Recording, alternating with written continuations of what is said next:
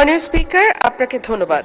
মাননীয় স্পিকার, আমি আপনার মাধ্যমে এই মহান সংসদে তারকা চিহ্নিত প্রশ্ন 625 উত্থাপন করছি। অর্থমন্ত্রী মহোদয় অনুগ্রহ করে বলবেন কি বর্তমানে বাংলাদেশে বিদেশি ঋণের পরিমাণ কত? উক্ত ঋণ পরিশোধে এ পর্যন্ত কি পদক্ষেপ গ্রহণ করা হয়েছে? বর্তমান সরকার ক্ষমতা গ্রহণের পর থেকে এ পর্যন্ত কোনো ঋণ পরিশোধ করা হয়েছে কিনা, করলে তা কত? ধন্যবাদ মাননীয় স্পিকার। মাননীয় মন্ত্রী। ধন্যবাদ মাননীয় স্পিকার। ফেব্রুয়ারি 2026 মাস পর্যন্ত হিসাব অনুযায়ী বাংলাদেশ সরকারের বৈদেশিক ঋণের স্থিতি 78,767.20 মার্কিন মিলিয়ন ডলার সমপরিমাণ।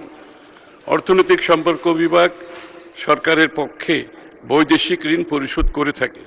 প্রতি বছর বৈদেশিক ঋণ পরিশোধের জন্য ঋণের আসল ও সুদ বাবদ সম্ভাব্য মোট ব্যয় কত হতে পারে তার একটি প্রক্ষেপণ তৈরি করা হয় এবং সেই পরিমাণ অর্থ ঋণ পরিশোধ বাবদ বাজেটে সংস্থান রাখা হয়। বাজেট বরাদ্দ ব্যবহার করেই সারা বছর পরিশোধ সূচি অনুসরণ করে ঋণ পরিশোধ করা হচ্ছে। বর্তমান সরকার ক্ষমতা গ্রহণের পর থেকে এই পর্যন্ত মোট 90.66 মিলিয়ন মার্কিন ডলারের সমপরিমাণ ঋণ পরিশোধ করা হয়েছে।